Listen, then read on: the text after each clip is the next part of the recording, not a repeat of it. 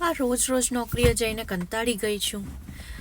રોજ જોબ પર જવાનું, બીજાના માટે કામ કરવાનું, બીજાના સપના પૂરા કરવાના, ઘરે આવીને ઘરનું કામ કરવાનું, છોકરાઓનું કરવાનું.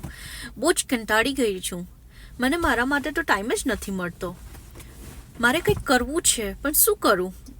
હું જોબ નહીં કરું તો ઘરમાં પૈસા કેવી રીતે આવે, અને ઘરમાં પૈસા નહીં આવે તો ઘરનો ખર્ચો કેવી રીતે ચલાવવાનો?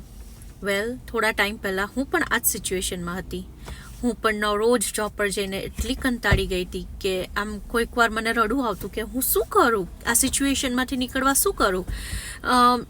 જોબ નહીં કરું તો પૈસા કેવી રીતે કમાવું, રાઈટ?